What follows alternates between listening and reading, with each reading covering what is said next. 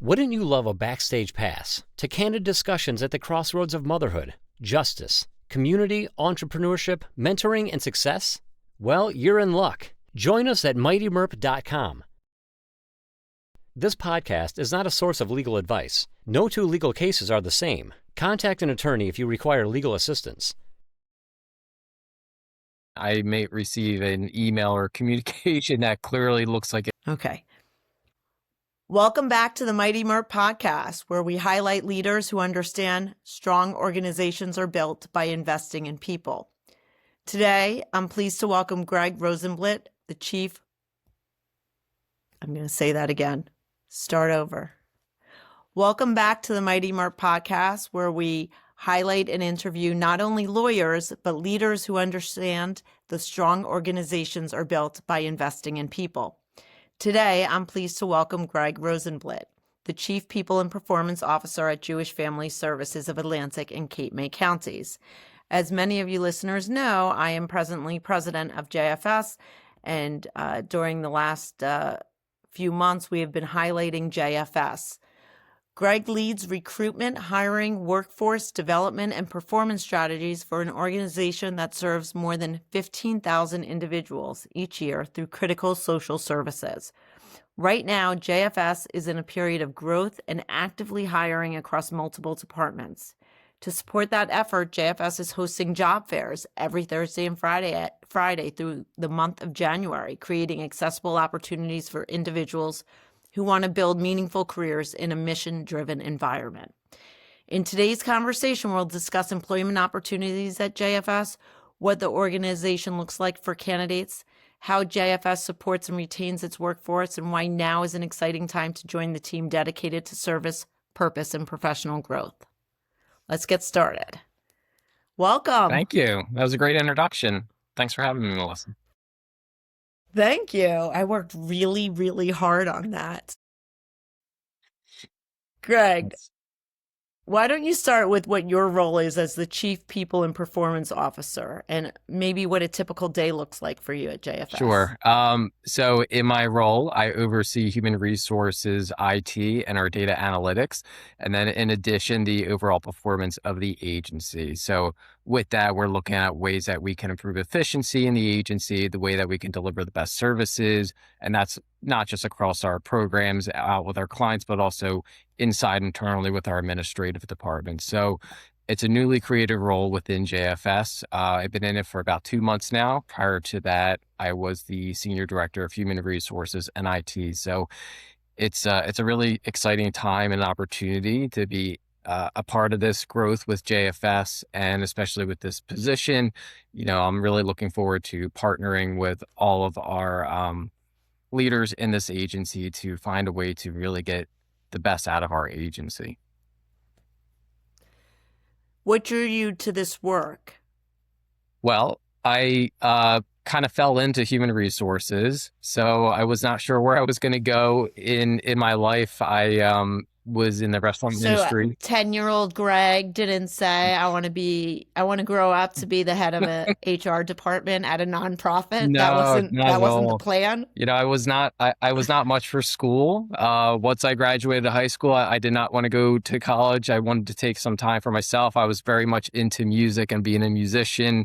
And so that was where I planned to go with my career. But I said, if I hit the age of 24 and I'm not where I want to be musically, then I will go back to school. And that's exactly what I did. So I thought I was going to go into law enforcement, and I came very close to becoming a police officer. But at that time, I found my way into a human resources job as a coordinator for a corporate retail company. So that was kind of how my HR career kicked off. It wasn't really planned that way. And then I just slowly grew from there, from an HR coordinator to an HR generalist, a manager. And then back in 2020, I then became the Senior Director of Human Resources here for Jewish Family Service. So prior to joining JFS, did you have any nonprofit experience? No, not at all. My background was corporate retail and then manufacturing. So nonprofit was a whole new world for me. A lot of new language, a lot of new things for me to learn in relation to how human resources would work for nonprofit versus, retail or manufacturing. Completely different worlds. But the experience I gained, from my previous jobs, I think it helped prepare me for what I was going to come into with this position. But there was a lot to learn and understand, especially with an organization like JFS. It's very complex. I don't think a lot of people know that, but the amount of programs that we have and then the specific requirements for all those programs, it's much more complex than people realize. And we serve really all sorts of individuals. So really understanding those positions and the way that we work, it was a lot. It was a lot to learn, but it's been great. So let's talk about how the nonprofit, I think you touched on a few of it, working in HR for a nonprofit, but JFS, when you say there's so many different programs and so many different, I guess, priorities within those programs, if you could give an example or the differences of how you're managing the people of an organization where there might be one focus of justice-involved services and then one focus in food insecurity. I think you can make an argument that all of them are equally important in how you prioritize. I think sometimes what you need to focus on is if we're launching a new program, let's say, like we had 2 new programs that launched within this past month, which I'd love to talk about a little bit, but is then focusing on how do we get that program up and running, with the expectation of it being a January 1st start. So it's then coming up with recruitment strategies, which we'll be talking about a little bit today, in staffing those programs and getting them up and going. So that way we're not having any sort of lag time in having the program start running and operating. It can be a hard balance because you want to fill all the positions. You want to get the staff and the right staff for these programs. You don't want to just make a decision or make a hire because you just need to fill a position. You want to make sure you put the right people in the right roles. So it's actively screening candidates or sourcing candidates, speaking with them. They might have applied for one program, but in speaking with them, they might be a better fit for another program. So I think you just need to know off the top of your head all of the open positions that you have available, what they're looking for in those positions. And, if maybe the candidate is not the right fit for the one they applied for, I might have another program that they would be perfect for. So, we are always looking at that. I'm always looking at ways that I can recruit more efficiently. And, we found, we'll talk about it today, but we found some success this month in some different strategies that we developed at the end of December, and it's been paying off big time for us. Okay, so let's talk about the 2 programs that just kicked off. If you want to just focus on one, but I think that might be such a great way of talking about the responsibilities of kicking off the program, but also having it staffed. Yes. And all the steps. So let's talk about the program and when when we know that there's a program that's going to be funded, that we can kick off a program, and then how much time you have to get the program, how much time there is from knowing that we have the funding and the ability to kick it off to staffing it to launching it. Well, I am typically told that we need to have it staffed as of yesterday. So, that's always, that's always fun. But so usually I will be made aware of that we put in maybe a grant for a certain program. So like one of the big one that we just received recently was awarded for is our Mental Health Diversion Program. And this program is really cool. One, it's getting to serve both Atlantic and Cape May counties. And in this program specifically, it's helping people that might have a serious mental illness that might be involved in the justice system. And the goal is to avoid, being incarcerated and help them get connected with treatment or support out in the community. And this is a huge grant that we were awarded for our agency, and it required to get a clinical specialist, a clinician, and 2 case managers. And that was something that we had to get staffed right away to get moving. In fact, I believe today actually is the first day that they're starting to see clients and do some clinical work with the clients. So Right. it's Yeah. So I'm gonna tell you that it's jumping in. Sorry, I no, didn't go mean to ahead. interrupt. It's a huge It undertaking. is. It's a really good example, though, of why, for me, JFS is so important because Atlantic and Cape May counties are really moving forward in creating a mental health diversionary program for individuals that are involved in the criminal justice system. And that is a nice way of saying individuals that are criminally charged with offenses. And people that are in the mental health diversionary program are people that are usually in the criminal justice system because of mental health issues that are connected with what they're charged with.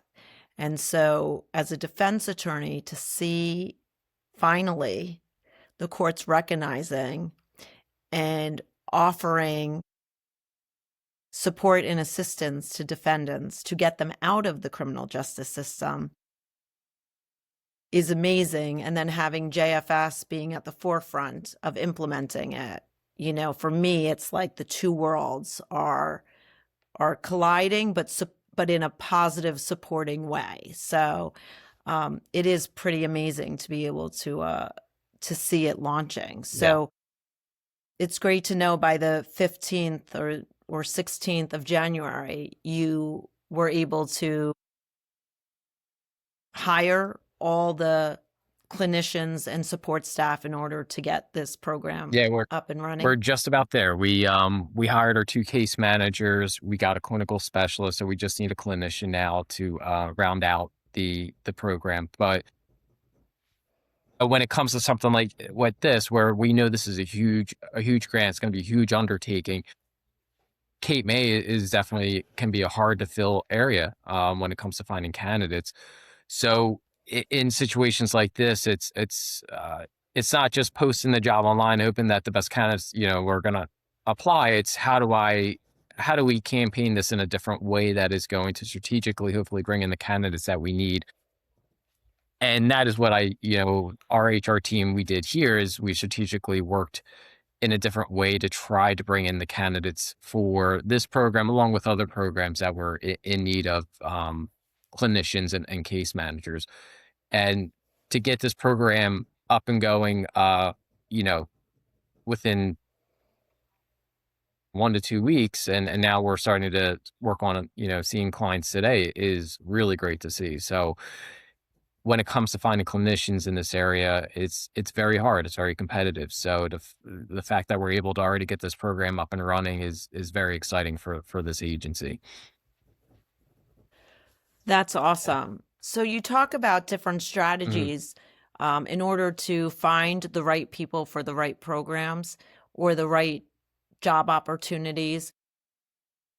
I think everyone just thinks, you post it either on your website or you go to Indeed, or at least those are the 2 things that I think of when I'm looking to hire someone. Right. So tell me some of the different strategies. How is JFS thinking outside the box, I guess is the best way to say it. So, obviously there is Indeed, there's the social media aspect. And, that's typically ways that you go about in posting positions, advertising them. And with social media, one thing that I thought about and suggested is if we're going to post on social media about our advertising of open positions and our job fair, which we'll talk about, is do it during specific times during the day. So as an example, post it around lunchtime. People are taking their lunch break from 12 to 1 o'clock. Get that post out there so when they go, and take their lunch break and they go browse social media, maybe that's one of the first things they see. So if they're looking for a new job, maybe they come across that hiring flyer. In the background, when it comes to Indeed, let's say, they have something what's called a campaign. So it's the way that you are financially allocating your job positions for what's called sponsoring positions. So what I did is created multiple campaigns in the back end, and I would strategically move these positions that are harder to fill into these different buckets that would allocate more financial dollars to them. So, along with that, we came up with a on-site job fair to invite any candidate that is looking to seek employment to come every Thursday and Friday for the month of January, and we might even expand it into February. So with it, we were offering a gift card for the candidates that would come on site. They're having on the spot, on the job, on-site interviews. They'll meet with human resources. If they pass the initial screening with us, we'll immediately get them linked up with one of the program directors or supervisors to meet. And we've already offered, I believe, 5 or 6 on-the-spot hires within the last 2 weeks. So it's been really fun doing that. I don't think we were expecting the turnout that we have had so far over the last 2 weeks, but it's been amazing. Yeah, I'm sending it to a number of people, young individuals that might be looking. So my question is, do they need to know what job that they would fit into at JFS to come to the job fair? No. It's so, we're all we ask is that they bring a resume. And I think it's our goal is we just get to sit and meet with the candidates. So we'll sit and meet with them, talk about what they're looking for. And then again, it's knowing what positions we have open. So if I know that I have a vocational position open and I had someone come in with a background in teaching, that's a fit right there. So it's knowing the positions we have open and then talking to them a bit, talking about some of the open positions that we might have available and seeing if they would be a fit. And if they are, we'll say, wait here, we're going to go talk with the, director or supervisor of the program, and then we'll immediately get them an on-the-spot interview. So I think that the nice piece of that is, people apply on Indeed or they apply online, but you never know where that resume may go, where now they have an opportunity to come and just meet with us in person and have that opportunity to, get to speak with a human, not just send a resume off and hope for the best. So it just adds a human element to the job interview process that, you probably don't really see anymore. You go online, you apply to a job and then you hope for the best that you get a phone call. So that was the goal. I say to my kids that are applying for jobs now, I actually have said, like, I don't understand, like, the inability to get a job. And I'm talking somewhat basic jobs at times. And they will say, I applied online. And in my head, honestly, Greg, I'm so old at this point. I'm like, can't you just walk in and introduce yourself and say, can I fill out a job application? And they're like, no, that's not how it works. Yeah, they don't do that way anymore. I've offered this advice to other individuals in the past that are seeking employment. And this is just from my own experience in, knowing that I was going to be in a competitive market trying to find, HR positions, is when someone is seeking employment, don't just take your resume and apply it everywhere. You should actually read what that job really is. I used to track every single position I applied for on a spreadsheet. I would use Google Docs or Google Sheets at the time. I would save the links of those, that I applied to. And then here and there, I'd also retool my resume for that specific position because I want to be that top candidate of choice. I want my resume to resonate with the organization and the position. And then if I get a phone call, I want to be ready to go. I want to have talking points ready to go. How does my experience relate to the position that they're looking for? And it's again, it's being strategic about the way that you were trying to get hired. But, sometimes you'll see applicants just apply job after job after job after job. And I understand that it's, it can be hard and can be frustrating, but you got to be strategic sometimes in the way that you're trying to look for an opportunity. So similar mindset here is, how can we be strategic and think outside of the box when it comes to our hiring process, where we did not see many resumes come through for the month of November and December. And it could just be due to the holidays, but we also had, mental health diversion coming up. We had another grant for our vocational department called work activity. And we also had about 25 open positions, and this was going to add an additional, 7 to 8 positions on top of that. So how do we do things differently without completely overwhelming the amount of open positions that we had? So we came up with this idea, and we talked it through with our senior leadership, and we decided to give it a go. And last week, I think we had about 25 applicants come through that came on site. And then this week, we had about anywhere between 5 to 10 come on site. So it's been a hit so far. We're planning to also do it down in Cape May as well, because we do have some positions down in Cape May that we would like to try to fill. So let me ask you, you mentioned that for the job fair at JFS, Thursday and Friday in January, you said that any candidates should bring a resume. Right. Do they need to bring anything else? No, we're looking for just a resume. The flyer states they should have some sort of related experience or related degree in, social work, human services. But we also hired a, administrative staff too through it as well. So while we are looking specifically kind of for our case management clinical positions, we do have other positions that are open. We have a marketing position that's open as well. So if someone does come in, we have had a couple candidates come in and say, well, I saw this on your website. I think I might be a good fit for it. And so we'll sit and talk about it. So I'm just looking for someone to come in with a resume, sit and chat with them for 5-10 minutes, and then, kind of go from there with it. Right.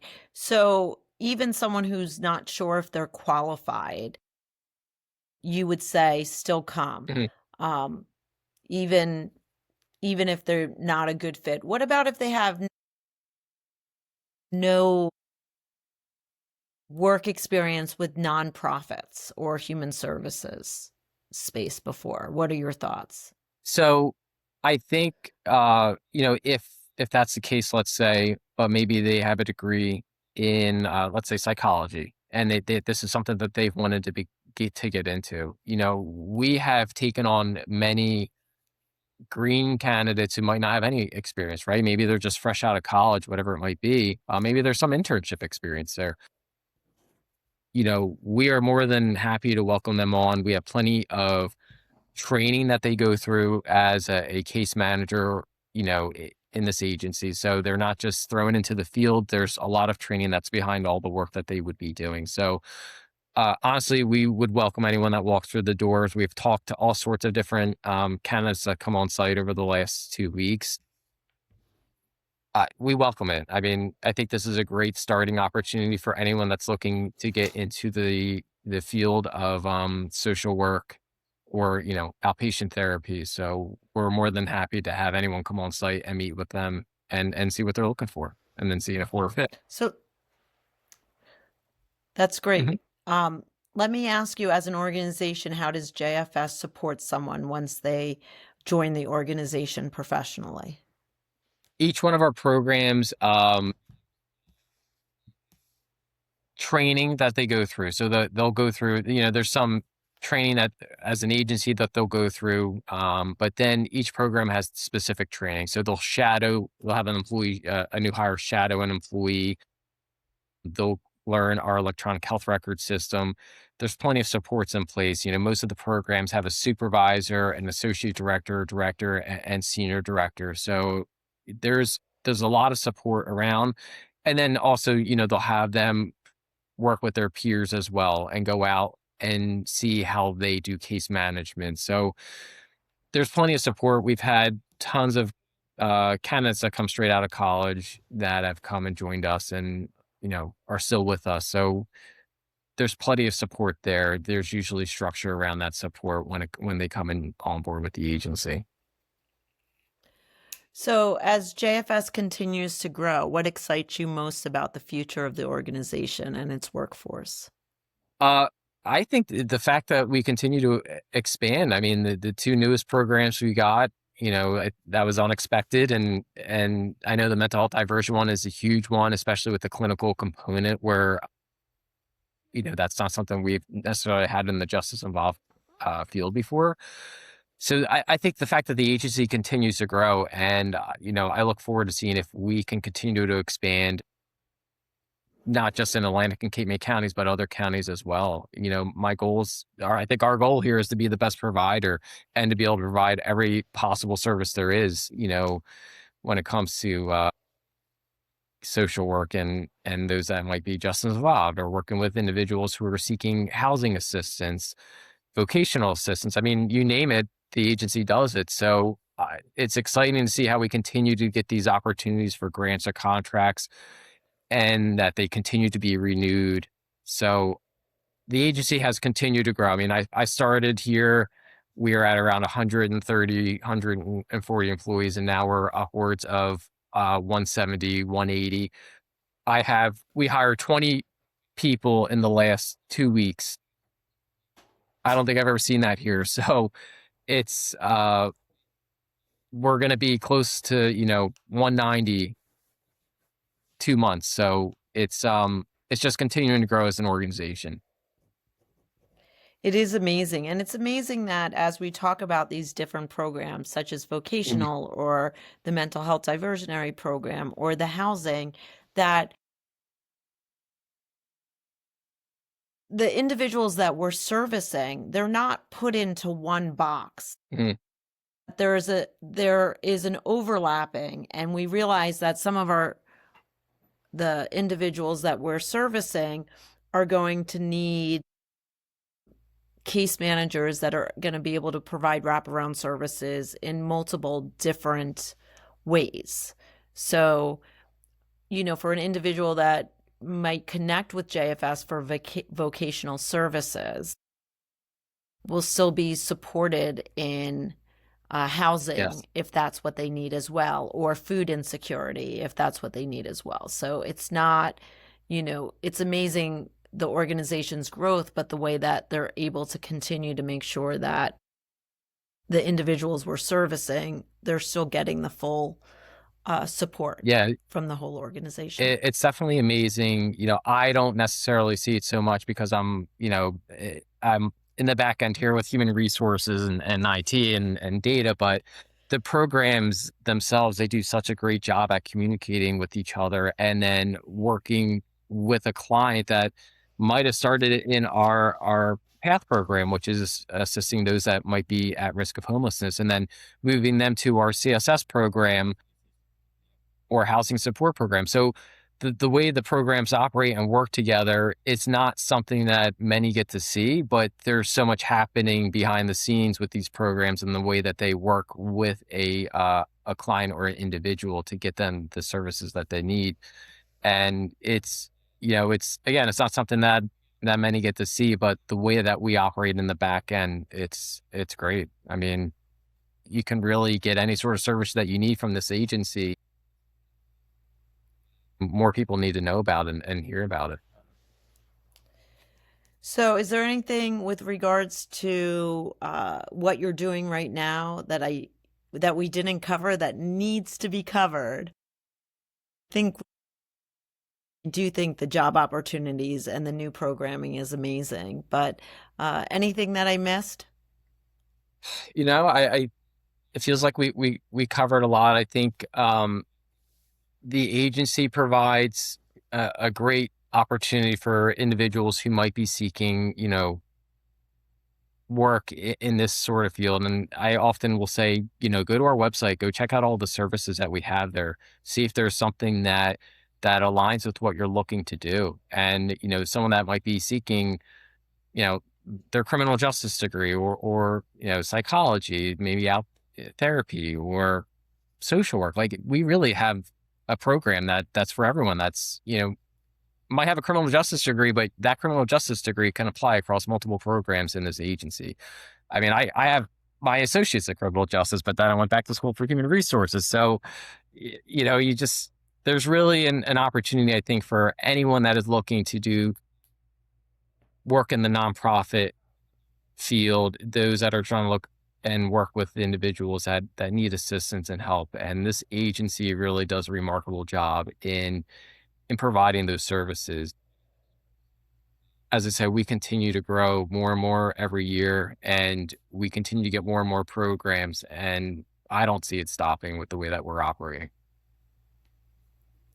I agree. Thank you so much for your time, Greg. Thank you, Melissa. And on a personal side note, I might know a social worker who's graduating in May that may have sent a letter to JFS. I don't know. I don't know if it was seen yet or not. This, yeah. Well, I'm just saying. I don't know. There's this we have some open job fair opportunities going on right now. I was kidding. So yeah, I know this individual specifically was looking at a very specific job opening. So, I'll tell you, they come from good stock. Okay. There. How's that? That sounds good. We'll have to keep an eye out for that one. I might send the child who has the bachelor's degree in gaming app your way, just to see. He's done a lot of volunteer work with nonprofit organizations, so maybe there's a fit there. You never know. You never know. Listen, you said it, that I think what's interesting about young graduates is they might have an idea of what they want. And then in the end, like you thought you knew what you wanted. Mm-hmm. You had a criminal justice degree. You were thinking law enforcement, and shockingly, you're doing something completely different. And so I find that people's paths aren't always direct lines of this is what I want and this is where I will end up. Yeah, I think you find that out as you start, getting into your professional career. You might think you want one thing, but a complete, suddenly your career takes a turn down a different way, and then you go, oh, actually, I like that. Like that aligns with kind of, this is what I think I want to do. And while I thought maybe law enforcement was the way I wanted to go, I just so happened to get an opportunity in human resources, and it worked. It worked for me. I liked doing it, and I just continued to grow and expand on, and eventually that was what I went back to school for and getting a degree in. So, you just never know where your career is going to take you, and I think that it's always good to explore the opportunities when they come to you, because you might find I'm going to school or think I want to do this, but then you get that opportunity elsewhere for doing another job, and you find out that's what aligns with you. That's what works with you. And you just never know. And I always tell people. Also, what you're doing at 22 doesn't necessarily mean what you do at 28, 35, Very true. 46. Yes. There's a lot, 54. There's a lot of, room to learn and grow at that age.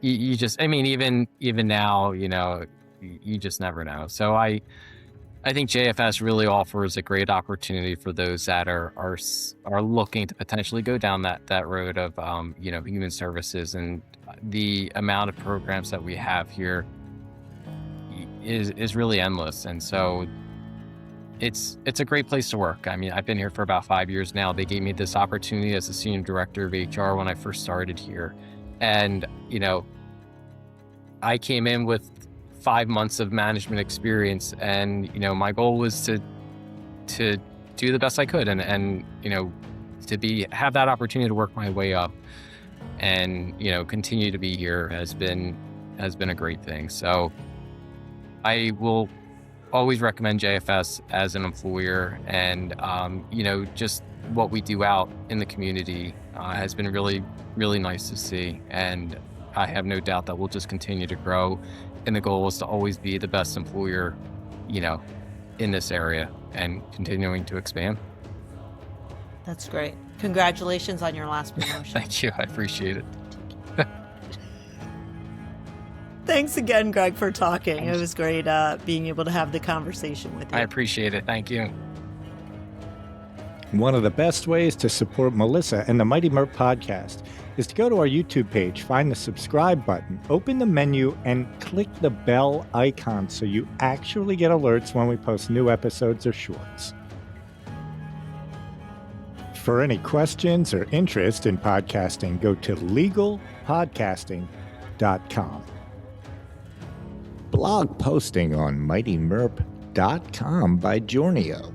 Jornio dominate AI, search results, and LLMs that make up your new client journey.